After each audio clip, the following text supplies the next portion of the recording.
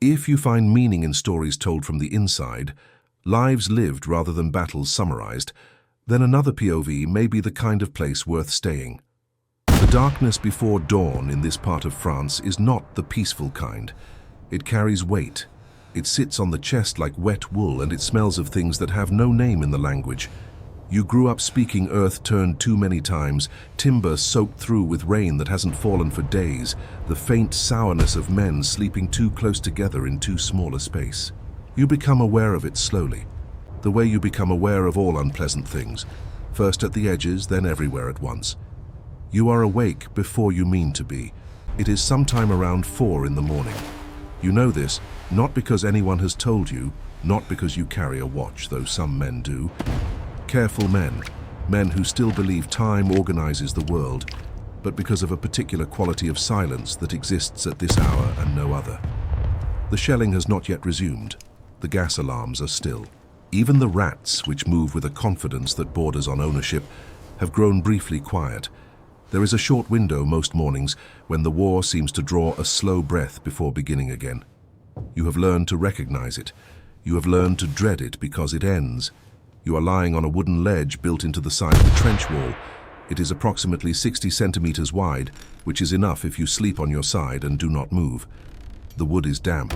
It is always damp. Beneath it, the floor of the trench holds a skin of muddy water that shifts when anyone walks through, and someone is always walking through. The men on night watch rotate at intervals, and each change brings the soft, wet sound of boots on saturated ground, the occasional low cough suppressed too late, the shuffle of a rifle strap against a coat. You do not fully sleep here. You rest in layers. The deepest part of your mind stands guard even when your eyes are closed. Your body has adapted to this in ways you did not ask for and would not have chosen. Your hands no longer register cold the way they once did. The skin on your feet has grown strange, thick in some places, raw in others, prone to things you were warned about during training, but did not truly believe would happen to you. Your sense of smell has reorganized itself entirely. Certain odors that would have made you step back 6 months ago now pass through you without registering. Others, fresh bread, clean cloth, the particular scent of a field not yet touched by war, strike you now with a force that is almost violent in its gentleness. You sit up on the ledge. The movement is practiced and economical. You do not bang your head on the overhead timber frame the way you did in the first weeks. You know exactly how much space you have. The trench around you begins to reveal itself in gradients of grey.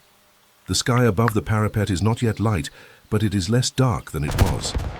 The walls on either side of you rise roughly 2 meters, sometimes more, sometimes less, depending on which section of the line you are in and how long it has been held, and how much the rain has been working against the revetting. In the better-maintained stretches, wooden boards called duckboards line the floor, and planks are driven into the walls at intervals to act as steps and handholds. In the sections that have been shelled and repaired and shelled again, the walls bulge inward at unpredictable points, and the duckboards float rather than hold. You are in a support trench today, which means you are not at the front parapet. The front line, the fire trench, runs parallel to you, connected by communication trenches that cut back at angles through the earth. The system is deeper than most people at home would imagine. There are men who have spent months moving through this underground world and have seen the actual surface of the ground only in fragments, in quick tilted views from the fire step, in the brief seconds of exposure that every soldier learns to minimize. The war is fought from below. The earth is the medium. You live inside it as much as in it. The morning begins without ceremony. Around you men are stirring. They do it quietly. Not from discipline exactly, but from a collective exhaustion that makes unnecessary noise feel like an offense against something. A man 2 ledges down from yours pulls on his boots with the careful attention of someone doing something important. He checks the laces twice. He has told you, in one of the long evenings when conversation happens because silence becomes unbearable, that his feet are the one thing he can still control. He tends to them the way a farmer tends a small, irreplaceable tool. Your own boots are beside you. You left them there deliberately up off the floor because the mud can swallow things overnight. You learned that from watching a man lose a boot entirely in a section near the pump sump, just gone, sucked down, the mud indifferent and absolute. He had to wrap his foot in spare cloth for 2 days, while a replacement was sourced from the quartermaster 3 kilometers back.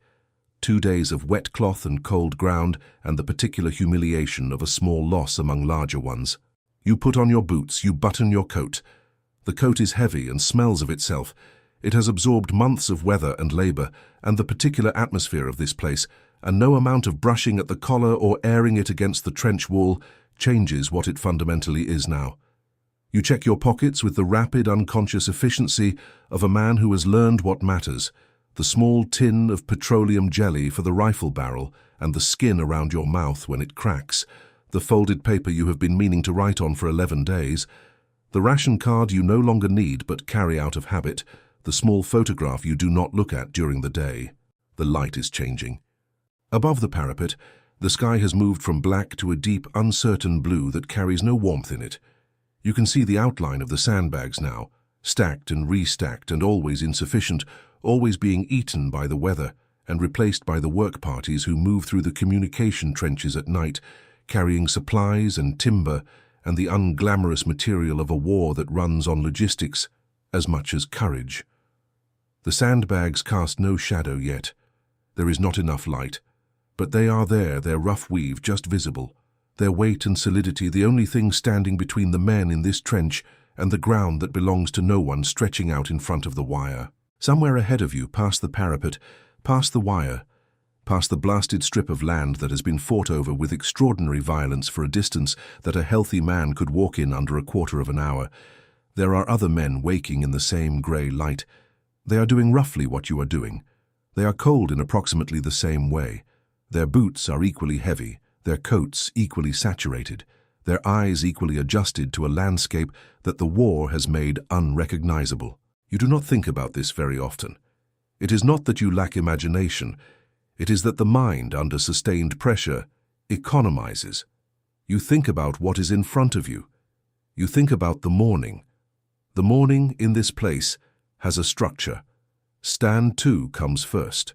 Before full light, every man in the trench takes his position at the fire step, the raised ledge built at the base of the front parapet that allows you to see, briefly and dangerously, over the edge of the trench wall. You stand there with your rifle. You watch. The order to stand 2 is not always given out loud. In sections where the company has been together long enough, it happens through a kind of collective understanding, men moving to position without being called, the muscle memory of dozens of mornings overwriting the need for instruction. The fire step is made of compacted earth and whatever timber could be salvaged or delivered. It is higher at some points than others. You have memorized the exact height of the one you use, the slight lean of the parapet above it, the gap between 2 particular sandbags where you can position your eye without fully exposing your head. There are men who have not been careful enough about this. There are gaps in every company that were made in moments of inattention, brief moments, seconds when someone lifted their head a fraction too high in a light that was slightly too good. You do not think about them by name during stand 2. You think about the space in front of you. What you can see in the growing light is not a battlefield in any picturesque sense. There are no clean lines, no heroic silhouettes. What there is a texture of destruction so complete and so repeated that it has become, in a disturbing way, its own kind of landscape. The ground out there has been churned to a consistency that is neither soil nor mud nor anything else with a precise name. It rises in low ridges and falls into craters of varying depth. There are objects in it, forms you have learned not to name if you can avoid it, that have been there long enough to have become part of the terrain. There is wire, always wire, catching what little light exists and holding it in small, cold points. There are posts driven at intervals that once held something or marked something, and now mark nothing except their own endurance. The light grows. You watch. Nothing moves. The minutes of stand to pass with a slowness that is not boredom. Boredom requires a degree of safety. But something more charged, a sustained alertness that exhausts the body in a way distinct from physical work. Your hands are on the rifle. Your eyes are on the wire. Your breath is quiet and controlled. Around you, other men stand in the same posture, and the silence between you is not empty. It is a shared structure, a thing you have built together over weeks of mornings exactly like this one. The light reaches the point where it is sufficient. The order comes, sometimes spoken, sometimes simply understood, and stand to ends. The men step down from the fire step. The rifles are lowered. Shoulders adjust. There is a sound, almost imperceptible, of collective tension releasing by a single degree. The day has begun. The first real task of the morning is the rifle. You do not wait to be reminded. A man who waits to be reminded about his rifle in this place is a man who has not yet understood where he is, or has understood and stopped caring, which amounts to the same danger by a different road. You take it down from the notch where you rested it during stand to, and you begin the inspection with the same methodical attention you have given it every morning for months. The bolt first, drawn back, examined, the mechanism checked for moisture and grit. Then the barrel tipped toward what light there is, the interior scrutinized for the particular dullness that means rust is beginning its patient work. Then the action, cycled slowly. Then the exterior, wiped down with the cloth you keep for nothing else. The rifle is not a symbol to you anymore. It may have been once, briefly, in the early weeks when everything still carried the weight of meaning it had accumulated in peacetime. Now it is a tool in the most functional sense, an object that must be maintained to perform correctly, that will fail if neglected, that requires daily attention regardless of how you feel, or how tired you are, or how little sleep the night allowed. You maintain it the way the man 2 ledges down maintains his boots. It is the one thing you can control. The mud is the enemy of mechanisms. This is a truth so basic that it has become something close to philosophy among the men who have been here long enough to think in such terms. The ground is perpetually wet in the low sections, perpetually damp even in the higher ones, and the fine particles of disturbed earth work their way into every gap, every seam, every moving part of everything. Rifles jam, mechanisms seize, equipment rots. The material world here is engaged in a slow, continuous process of dissolution, and the work of maintaining it against that process is itself a kind of warfare, quieter and less recognized than the other kind, but equally relentless. You finish with the rifle and set it against the wall within reach. Around you, the trench is fully awake now. The transition between the stillness of stand-to and the low-level activity of early morning happens quickly. Men move through the narrow passage with practiced efficiency, turning sideways where the walls press in, stepping over the duckboards that have shifted overnight, exchanging brief words or nothing at all, depending on the nature of the relationship and the nature of the morning. There is a particular grammar to communication here, compressed and efficient, stripped of the social scaffolding that ordinary life requires. Men who would, in another context, spend 10 minutes on the formalities of greeting reduce that exchange to a nod, a sound, occasionally a single syllable that carries a full sentence's worth of meaning to anyone who has been here long enough to understand the dialect of exhaustion. The smell of the trench in early morning is its own thing. It layers. At the base level, always present, there is the smell of the earth itself, not the clean agricultural smell of turned soil that you knew growing up, but something older and more complicated, a smell that carries in it everything the ground has absorbed over months of occupation and bombardment and rain. Above that, the smell of the men, sweat and damp wool, and the particular sourness of bodies that are washed infrequently and incompletely when washing happens at all. Overlaying both, the smell of the brazier when one is lit, coal or whatever fuel has been scrounged, which brings a brief, almost domestic warmth to the air and then is replaced by the cold again when the fuel runs low. And through everything, at certain times of day and certain shifts in wind, other smells that you have learned to identify without wanting to, that the mind registers and files without examining too closely. You do not comment on the smell, nobody does. It is the medium you exist in, the way water is the medium of fish. Breakfast on a morning when the ration party has come through during the night is a modest and important event. The food arrives in containers that have traveled from the field kitchens behind the lines through communication trenches in the dark, carried by men whose job is this particular movement and who perform it under the same conditions as everything else here. Cold, occasional shellfire, mud distance. The ever-present possibility that tonight will be the night something goes wrong. By the time the food arrives at the fire trench or the support positions, it has been traveling long enough that whatever heat it carried at the start has largely dissipated. Tea that was hot an hour ago arrives warm at best, tepid more often, cold when the distance is long or the carrying difficult. Stew that began as something recognizable arrives as something more ambient, its components having continued their conversation with each other in transit until the separate parts have become a unified and not entirely identifiable whole. You eat it anyway. You eat it with attention. This surprises some of the newer men who expect the veterans to approach food with indifference, as though duration of service should dull the appetite or the appreciation of it. The opposite is true. The men who have been here longest eat with the most deliberate attention because they have learned that food is not merely fuel here. It is one of the few genuine sources of sensory pleasure remaining in a landscape that has had most of its pleasures removed. The warmth of something in your hands, the small, stubborn sweetness of the sugar cube dissolved in tea, the density of bread against the thumb, these are not small things. They are, on certain mornings, the best things. You sit on the fire step to eat, or lean against the riveting, or find whatever position the space allows that is not the floor. The bread, when there is bread, is field bread, dense and dark, slightly sour, capable of enduring conditions that would destroy anything more delicate. It has been baked far enough behind the lines that it arrives with the texture of something that has survived its journey rather than something that was recently and carefully made. You eat it without complaint.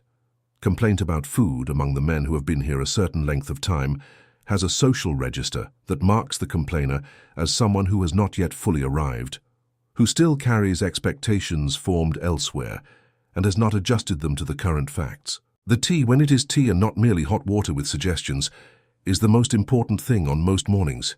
You hold the tin cup in both hands because the warmth travels up through the palms and into the wrists, and this is, for a few minutes, one of the most straightforward satisfactions available to a human body in this environment. You drink slowly.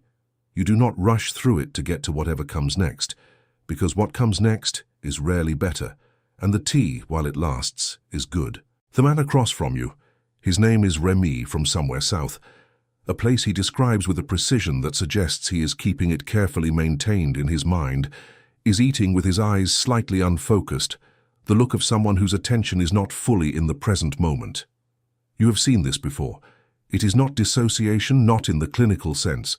It is the ordinary management of a mind that has been under sustained pressure for too long and has learned to take short leave when the immediate situation permits. He comes back when you speak to him. He nods. He finishes his bread. There is not much conversation at breakfast. What there is tends toward the practical and the mundane. The state of the wire in the section to the left. The rumor of a rotation that has been circulating for 3 days without confirmation. The question of whether the pump sump at the far end of the trench has been cleared or is backing up again. These are the subjects that constitute daily life here. They are not small talk in any dismissive sense. They are the actual content of existence in this place, the material from which the days are made. After breakfast, the morning work begins. The trench requires constant maintenance. This is something that is not obvious from the outside, not visible in the accounts of the war that will be written by people who were not in it, which will focus on the attacks and the dying and the extraordinary events, and will pass over the hours of ordinary labor that constitute the majority of any given day. The trench is a structure in continuous tension with the forces working against it. The rain softens the walls. The weight of the sandbags compresses the revetment. Shell concussion destabilizes sections that seemed solid. Foot traffic wears through the duckboards. The drainage systems, pumps, sumps, channels, require clearing and repair at regular intervals, or the floor of the trench becomes impassable. You are given a section of wall to inspect this morning, a stretch of perhaps 20 meters where the revetment has been showing signs of movement.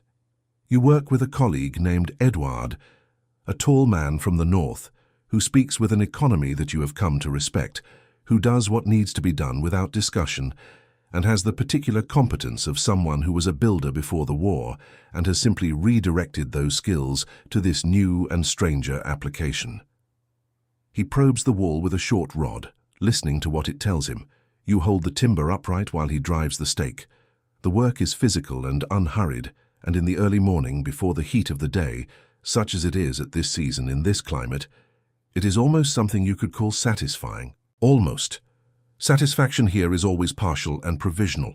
You complete something and it stays completed only until the next rain, the next shell, the next ordinary deterioration of things in a place designed for destruction. The labor of maintenance is the labor of keeping the possible from becoming impossible, of holding the line against a dissolution that is always in progress. It is unglamorous and essential and performed every day by men who receive no particular recognition for it, whose names will not appear in any report unless something goes badly wrong. You and Edward work for 2 hours. By mid-morning, the light has reached the full extent of what it will manage today, which is not impressive. A thin, diffuse illumination that falls into the trench at an angle and reaches the floor only at certain points, leaving the rest in a cool, damp shadow.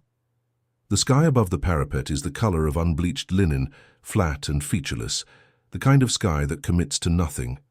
It does not threaten rain with any conviction. It does not offer sun with any intention. It simply exists above the trench as a reminder that there is an above, that the world does not consist entirely of these walls, this floor, this narrow column of filtered light. You become aware of sounds during these work hours that the tension of stand-to suppresses. The distant, low percussion of artillery on a sector several kilometers away, a sound so consistent and so familiar that it has lost its character as an event and become instead a kind of permanent background like weather. The closer intermittent crack of a sniper's rifle, which does register, which always registers, because it carries with it a specificity that the artillery does not. Artillery is general, a sniper is particular. You do not look up when you hear it. You continue working. By midday, the light has not improved and will not. You have learned to stop expecting it to. There is a version of this place that exists in certain hours of high summer, when the sun reaches the bottom of the trench and the mud dries to a pale crust and the air carries something almost warm, and on those days the men turn their faces upward with an instinct so basic it requires no thought. But this is not that season, and this is not that day, and the flat, reluctant sky above the parapet offers nothing more than it offered at dawn. The cold is not extreme, it is simply persistent. The kind of cold that does not announce itself with drama, but settles into the joints and the lower back and the feet, and simply stays, an uninvited occupant of every waking hour. The midday ration, when it arrives, marks the center of the day the way a post marks the center of a field. It is something to walk toward and something to walk away from, a fixed point in the otherwise undifferentiated flow of hours. The food itself is secondary to this function, though it is not nothing. There is often a kind of soup. The field kitchens behind the line produce it in large quantities, a practical liquid that carries calories and warmth in roughly equal measure and asks nothing of the palate in return. Sometimes there is tinned meat, the variety of which has been debated and speculated upon by the men with a thoroughness that exceeds any genuine certainty about its contents. Sometimes there is nothing more than hardtack, and whatever the men have held back from the morning ration, which is itself a form of planning, a small exercise of will against the uncertainty of supply. You eat sitting against the trench wall, your back against the boards, your legs extended across the duckboards. It is not a comfortable position. It is the position available. Rémi sits beside you, eating with the same contained, deliberate attention as the morning, and for a while neither of you speaks. This is not awkward. Silence between men who have occupied the same narrow space for long enough has its own texture, its own weight, distinct from the silence between strangers. It is a silence that contains rather than excludes. He says something eventually about the rotation rumor. He has heard a date mentioned by one of the sergeants, a specific date rather than the customary vague assurance, and this detail, the specificity of it, has elevated the rumor in his estimation above the general noise of similar rumors that have preceded and failed to materialize. You listen without committing to optimism. You have calibrated your relationship to rumors over time, and the calibration has settled somewhere between engagement and detachment, enough interest to note them, not enough investment to be damaged when they dissolve. The men who allow themselves full hope about rotations and leaves and the end of things suffer more acutely when those hopes are deferred, which they frequently are, than the men who hold the information lightly and wait to see. Rémi knows this. He is not naive. He is simply from a place in the South where the relationship to hope is perhaps slightly more generous than the one you grew up with, and this difference in orientation has survived even here, which is itself a kind of achievement. After the midday meal, the afternoon opens before you like a long, low corridor. The afternoons in the trenches have a character distinct from the mornings. The mornings carry the structure of stand to, and the morning work, and the focused attention that the first hours of any day impose. The afternoons are less organized, more elastic, filled with the kind of time that a man must find his own way through. For some, this means sleep, the systematic pursuit of the rest that the night rarely provides fully, snatched in whatever posture and whatever light the space allows. For others, it means the small maintenance tasks that keep the hands busy when the mind would otherwise expand into territory better left unvisited, letters written or reread, equipment cleaned and recleaned, the endless and never entirely successful management of clothing and skin against the conditions. You have been trying to write the letter for 11 days. The paper is still in your pocket, folded and refolded to the point where the creases have become structural. You take it out in the afternoon and look at it for a while without unfolding it. The problem is not that you have nothing to say. The problem is almost the opposite. There is too much, and the gap between what is here and what can be transmitted through a sheet of paper to someone in a kitchen 50 kilometers away or 500 has come to feel, on certain afternoons, unbridgeable. The language available for letters home has been worn smooth by use. The phrases that exist for this purpose carry the weight of everyone who has used them before, and that collective weight has made them both necessary and insufficient. You know what you want to say. You know that what you want to say cannot be said in a letter that will be read by a censor before it reaches its destination, and perhaps could not be said even without that constraint, because the things you most want to convey are not the things that fit into sentences. They are things of texture and duration, of accumulated small experiences that only mean what they mean in the context of all the others, and the page is too small, and the distance too large, and the language too blunt. You write anyway. A few lines, the usual ones rearranged slightly, carrying what they can, that you are well, that the food is adequate, that you think of them, that there is nothing to worry about, which is a particular kind of sentence, not quite a lie, not quite the truth, but something that performs a necessary function across the space between two people who are trying to maintain a connection that the war is testing in ways neither of them fully articulates. You fold the letter. You put it in the pocket with the photograph you do not look at during the day. You will look for an opportunity to send it through the post-corporal, who moves through the communication trenches at irregular intervals, carrying the accumulated correspondence of the company toward the rear and the world beyond. Around you, the afternoon continues its slow passage. A card game has started at the far end of the section, 4 men around an ammunition crate, playing with a deck that is missing 3 cards, and has been for as long as anyone can remember. The absence of the 3 cards has become part of the game's local rules, accommodated, worked around, integrated into the strategy of players who know which cards are unavailable and adjust accordingly. There is something in this that strikes you as characteristic of life here more broadly, the way adaptation happens not through resolution of the problem, but through incorporation of it, through a restructuring of what normal means until the abnormal is simply the condition.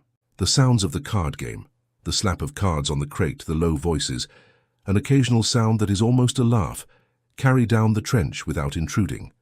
They are background. They are the sound of men persisting.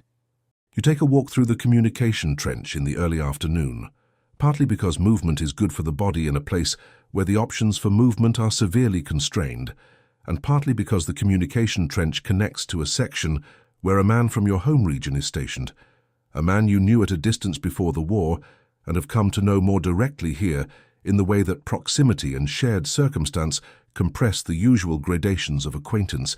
His name is Laurent. He is 23, which makes him 4 years younger than you, though the gap feels both larger and smaller than it did in peacetime, larger because of what those 4 years contained, smaller because the war has reorganized the hierarchy of experience in ways that make age a less reliable indicator of anything. The communication trench is narrower than the fire trench and runs at angles. cutting back through the earth in a pattern designed to limit the damage of enfilading fire, shells or bullets traveling along the length of the trench rather than across it. The angles mean you cannot see more than a few meters ahead at any point, which creates a particular kind of spatial experience. The world reduced to the visible, the immediate, the few meters of boarded floor and clay wall that exist within your current angle of vision, with the rest behind you, ahead of you, invisible and by implication unknowable. You move through it by memory as much as sight, knowing the steps up where the floor rises, the point where the timber overhead drops and requires ducking, the junction where two trenches meet and a post has been painted with a direction marker in letters now half obscured by weather. Laurent is cleaning his rifle when you arrive. He looks up and nods with the expression of someone who is genuinely glad to see you without having the vocabulary for expressing it at full volume. You sit on the available surface, which is a timber offcut wedged at an angle against the wall, and talk in the way that is possible here, not continuously, not with any narrative arc, but in fragments, loosely connected, circling around the things that matter without necessarily arriving at them directly. He has had a letter from home. His mother has described a harvest that went well despite the shortage of hands, a practical woman making practical observations about the world as it continues to operate in his absence. He reads sections of it not aloud, but summarizes them with a care that suggests he has memorized the specific words and is choosing how much of them to share. The harvest, the neighbor's cow, a roof that needed attention and received it.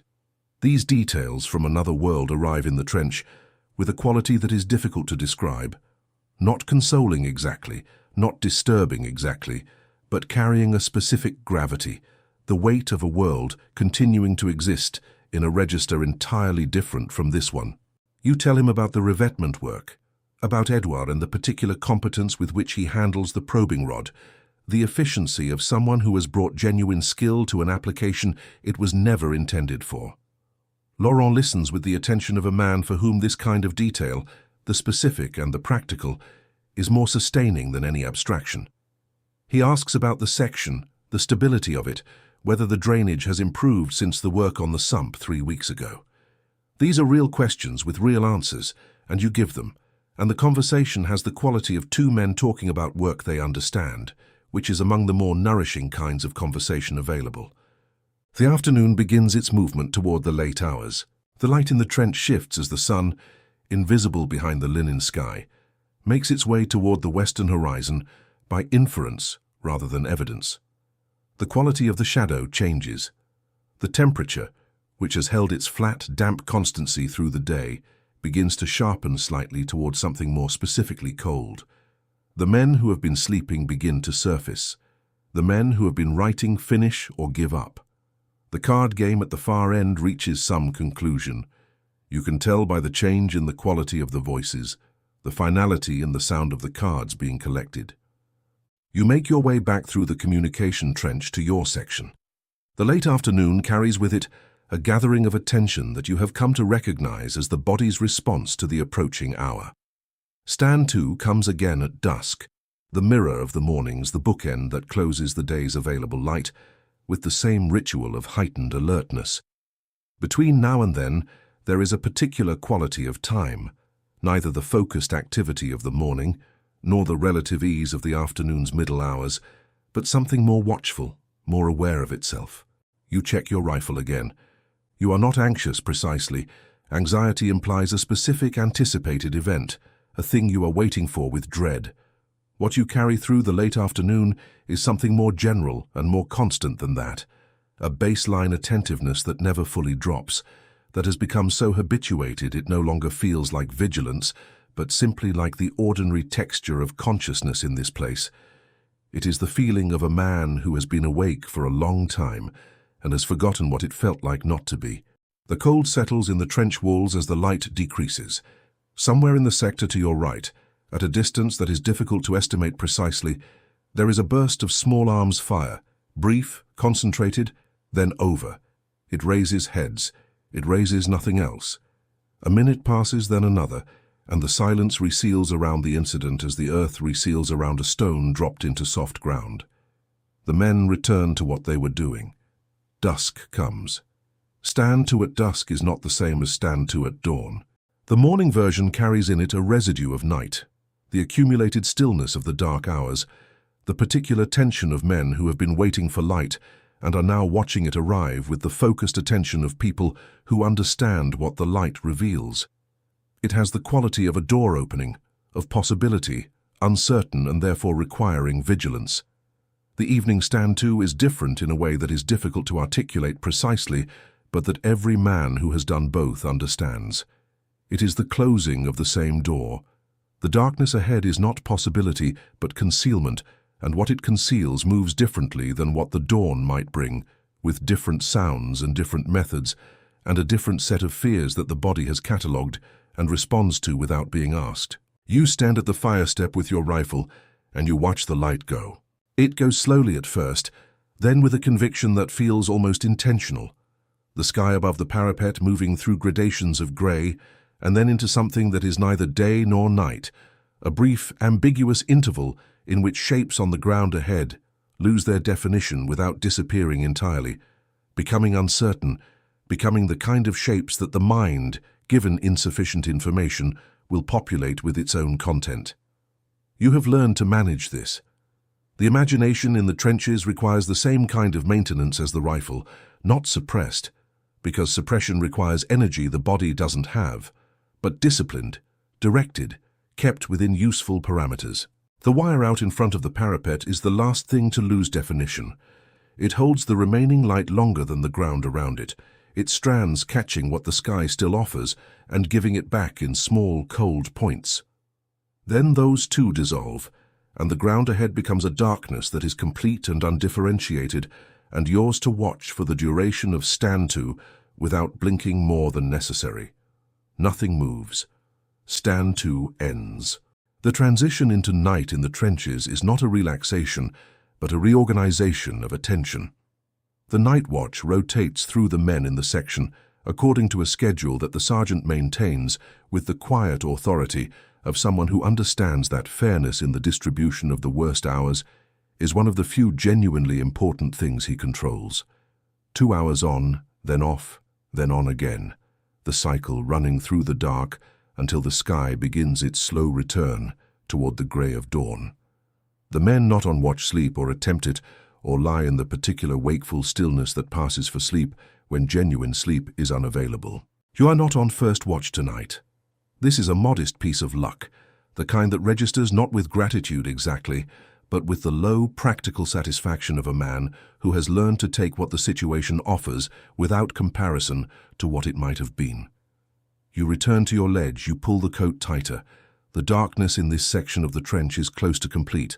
There is no lamp lit, because light in the fire trench at night is an advertisement, and the men who have been here long enough have developed an almost physical aversion to unnecessary illumination after dark. The sounds of the trench at night are their own catalogue. You know them all now, the way you once knew the sounds of wherever you came from. The particular creak of a specific floorboard, the sound of rain on a particular roof, the ambient noise of a place inhabited long enough to become familiar. Here, the catalogue is different but equally specific. The pump at the near sump running its low, wet rhythm against the standing water. The movement of rats along the base of the far wall, their passage indicated not by any single sound, but by a small continuous disturbance in the quality of the silence. The distant, irregular percussion of the artillery, which tonight is active on a sector somewhere to the left, the concussions arriving as felt vibrations as much as heard sounds, travelling through the earth and up through the timber and into the body without announcing themselves as anything other than the permanent condition.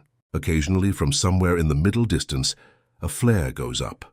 The first time you saw a battlefield flare, it had a quality of terrible beauty. A sudden cold luminescence arcing over the darkness, turning the ground ahead into a sharp-edged world of white light and black shadow for the seconds of its descent. Now it is simply information. When a flare goes up, you stop moving if you are moving, you hold whatever position you are in, you wait for the light to die. Motion under a flare is visible from a significant distance. Visible motion under a flare at night in the space between the lines is the kind of mistake that resolves itself quickly and badly. You have learned this not from experience, but from being told, repeatedly and with emphasis, by men whose credibility on the subject was beyond question. The flare dies. The darkness returns, slightly more complete than before for the few seconds it takes the eyes to readjust. You sleep in fragments. The first fragment is the deepest, perhaps an hour, perhaps less, in which the body overrides the mind's tendency toward vigilance and takes what it needs with a forcefulness that is not restful in any pleasant sense, but is simply necessary. You surface from it not gradually but abruptly, with the immediate, full alertness of someone whose nervous system has been trained to treat all waking as potentially urgent. You listen for several seconds without moving. The pump, the rats, the artillery. Slightly farther now or slightly softer. The wind has shifted, or you are simply less attuned to it at this hour than at the last. Nothing has changed in any way that requires action. You close your eyes again. The second fragment is shallower and populated with the kind of mental content that is not quite dreaming, images and fragments of thought that have the logic of dreams without the depth, surfacing and dissolving without narrative, without conclusion. Faces from before. The particular quality of light in a place you have not seen for long enough that memory is beginning to do what memory does, smoothing the details, elevating the emotional register, making the past into something slightly more saturated than it actually was. You do not resist this. You do not entirely trust it either. Sometime in the deepest part of the night, the man coming off watch wakes you with the controlled, minimal contact, a hand on the shoulder, the word in your ear, your name, that constitutes the handover. You are on watch now. You take your position at the fire step. The darkness ahead is absolute, and the cold has intensified in the way it does in the hours between midnight and dawn, finding its way through the coat and the layers beneath it to the skin underneath, which registers it without surprise. You look out over the parapet into the ground that belongs to no one, and you listen with the particular quality of attention that the night watch requires. Not active searching, because there is nothing to see, but a passive, sustained receptiveness to any change in the texture of the darkness. Any sound that does not belong to the catalogue of expected sounds. Any movement at the edge of what the eyes can process in conditions of near total darkness. The night is quiet tonight in your sector.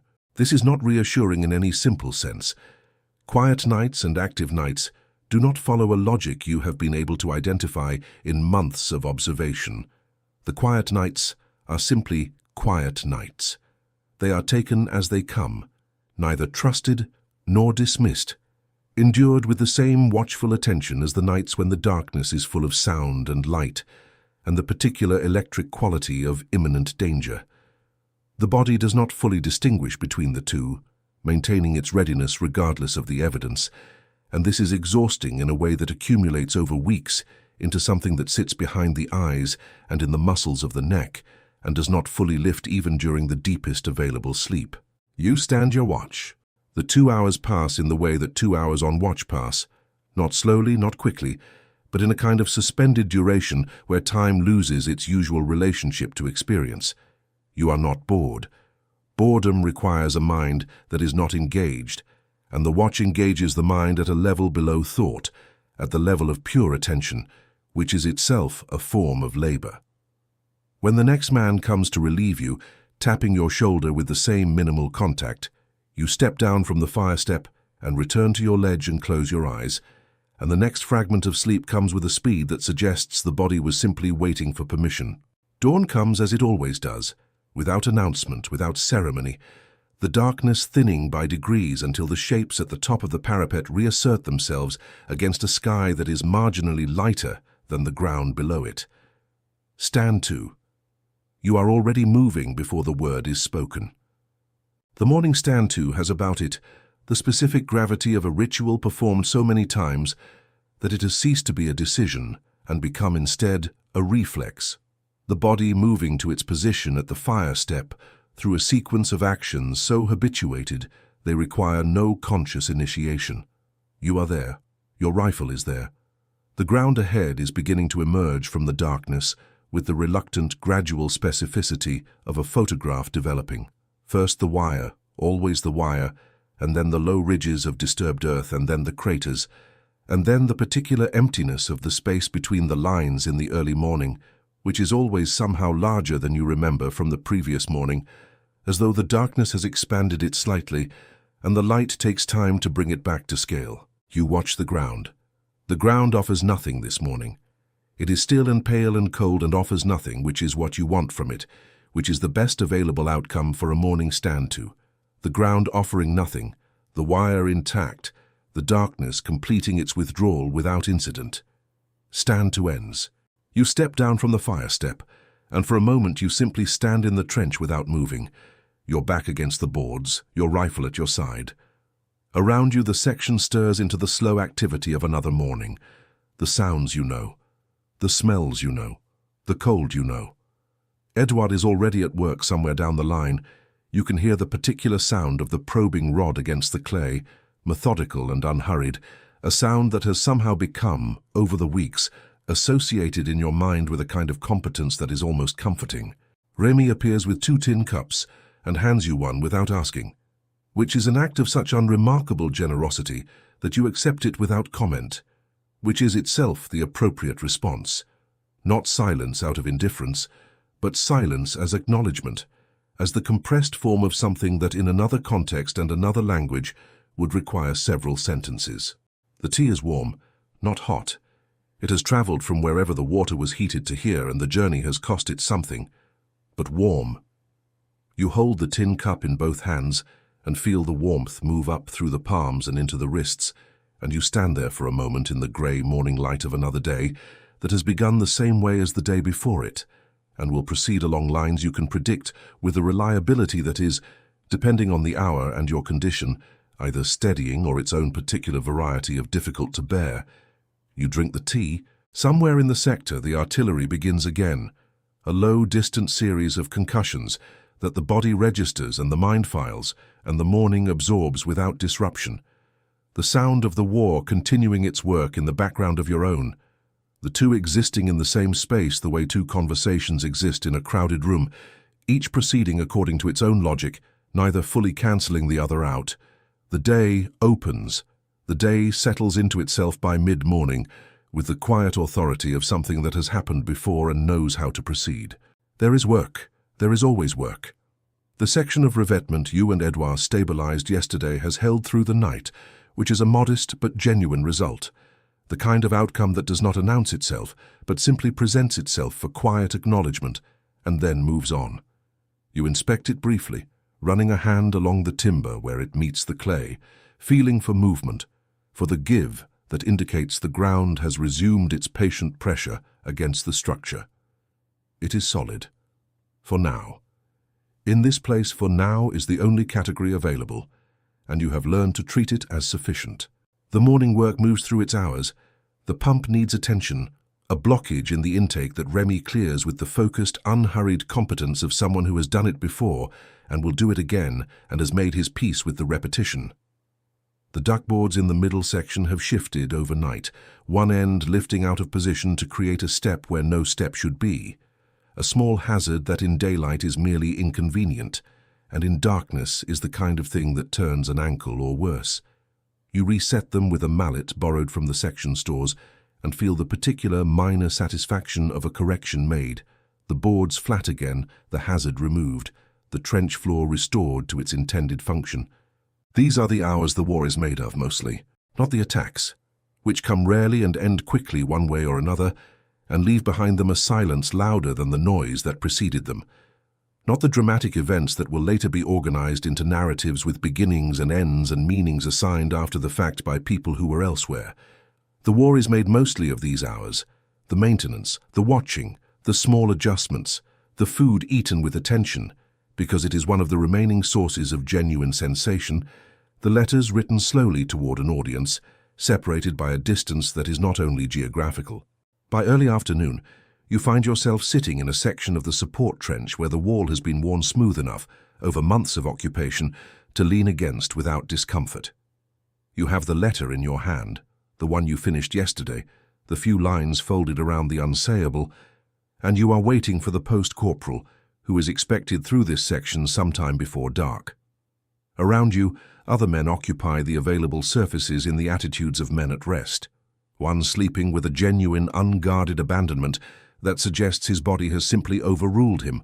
One reading a page of something, a letter or a newspaper, folded to a single column of text. One doing nothing that is visible, sitting with his hands on his knees and his eyes at a point in the middle distance that does not correspond to anything in the physical trench. You think about the man doing nothing. You think about him not unkindly. There is no judgment here in the observation, only recognition. There are hours in this place when the mind detaches from the available activities, not because it has been damaged, but because it has sensibly recognized that the available activities do not constitute adequate occupation for what it needs to do. The mind in those hours goes somewhere else. It is not escape, exactly. It is more like maintenance of a different and quieter kind, the tending of interior spaces that the external conditions have been pressing against for months, a brief reassertion of the self that exists beneath the soldier, beneath the function, beneath the adaptation. You have your own version of this. Not today, not in this particular hour, but you know the state. You have sat in exactly that posture with exactly that expression, looking at nothing in the trench and seeing, in the space the trench wall provides, something else entirely. A specific light at a specific time of day, a room, the sound of something unremarkable and entirely irreplaceable. The mind does this because the mind is trying to keep something intact that the conditions here have no particular interest in preserving. It is a private and necessary labor, and it leaves no visible trace, and the men around you who understand it say nothing, and the men who do not understand it learn eventually to say nothing too. The post-corporal comes through at mid-afternoon. He is a small man who moves through the communication trenches with the efficient, unsentimental speed of someone for whom this particular route has become geography rather than circumstance, who knows the angles and the low timbers and the soft sections of floor without having to think about them. Navigating by a map built from repetition, he collects from you without ceremony and hands over in return a small bundle of incoming correspondence, 2 letters addressed to men in your section, which you take with the intention of distributing them without reading, as is the arrangement here, the privacy of correspondence being one of the few dignities the trench does not erode entirely. You watch him continue down the trench and turn the corner and disappear, carrying with him the folded letter and its few lines and its careful omissions, carrying it back toward the world it was written for. The afternoon continues. Laurent comes through from his section in the late hours, as he sometimes does, taking the longer route that brings him past your position ostensibly for no specific reason, and actually because the specific reason, company, the company of someone from a shared landscape, a face that carries the memory of another world, does not require stating. You talk for a while in the usual way, in fragments, without urgency. He has had confirmation of the rotation, a date, a specific date from the lieutenant directly, which elevates it above the status of rumor into something approaching fact. The word moves through you with a quality that you register carefully, not letting it open too far, keeping the door to it slightly ajar rather than wide. He reads your response accurately and nods, and neither of you says anything more about it, because the protocol here is to acknowledge without celebrating, to note without building upon, to hold good news at a slight angle, so that it doesn't become the thing you are living toward and then the thing that breaks you when it shifts. He leaves when the light begins its late decline. You return to your section as the preparations for evening stand to begin their quiet accumulation. Men moving to position, rifles checked again, the day completing its arc toward the ritual that mirrors the mornings. You take your place at the fire step. The sky above the parapet is doing something in the west that the trench rarely lets you see fully. A low, diffuse warmth at the horizon, not dramatic, not the kind of sunset that demands attention, but a soft dissolution of the day's flat light into something slightly warmer, slightly more golden before it goes. You look at it for longer than is strictly necessary. Nobody says anything. The light fades. The watch begins. The night assembles itself around the section with the patient, comprehensive thoroughness of something that has done this before and will do it again. The sounds you know return in their order: the pump, the distant guns, the rats along the far wall going about their confident, indifferent business in the dark. You stand your watch. You sleep in fragments. You are present for the dawn. Days accumulate in this place the way sediment accumulates in still water, not dramatically, not with any single event that marks the change, but layer by layer, each one thin and apparently identical to the last, the total depth becoming visible only when you look back at a significant distance and realize how far down you have gone. The men who have been here longest carry this depth in a way that is not visible in any specific feature, but is present in everything, in the economy of their movement, in the precision of their attention, in the particular quality of their silence, which is not emptiness but density, the silence of people who have been present for more than can be easily summarized. What the trenches do to time is one of the things that cannot be fully conveyed to the world outside them. The days are simultaneously endless and abbreviated, endless in the experience of each individual hour, abbreviated in the retrospect of weeks, which compress into a sameness that resists narrative. Nothing happened, the men say sometimes, meaning no attack, no significant event, no moment that will later be entered into the record. And they are right, in those terms, and they are entirely wrong in every other sense, because the accumulation of ordinary hours in this place is itself an event of extraordinary weight, a sustained experience of such density that it changes the people who undergo it in ways that are not always visible from the outside, and are not always fully accessible from the inside either. The men who write about this later, and some will in the years after the guns stop, in the long afterward that is difficult to imagine from inside the trench but which does eventually arrive, will struggle with the same problem you are struggling with now in the construction of any single letter home: the gap between the experience and the available language for it. The way the things that matter most resist the forms that exist for conveying them. They will find partial solutions, some of them in prose and in verse and in the simple act of testimony, of saying this happened and I was there, and it was like this, and those partial solutions will carry more truth than any complete account could, because completeness here is not available. What remains after everything, after the rotation that will come or not come, after the war that will end when it ends, after the years that will place this time at a distance that makes it simultaneously more and less comprehensible than it is now? What remains is something harder to name than courage and more ordinary than heroism. It is the daily persistence of men who rose before dawn and checked their rifles and ate what was available and maintained the walls against the earth's pressure and wrote letters toward a world they were trying to keep alive in the imagination, and stood their watches in the dark without any guarantee of what the light would bring, and were present for the dawn anyway. You were there, in the mud and the cold and the long compressed hours, in the fragments of sleep and the warmth of a tin cup and the silence between men that holds more than speech, in the labor that left no record and the watching that asked everything and offered nothing in return.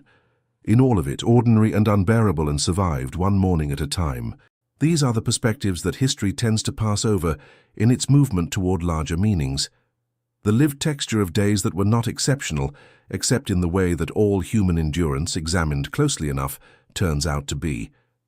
At another POV, it is exactly these perspectives we return to, because they are the ones that tell us something true about what it costs to be human in the circumstances history provides. If that kind of truth is something you find worth sitting with, we will be here with another one.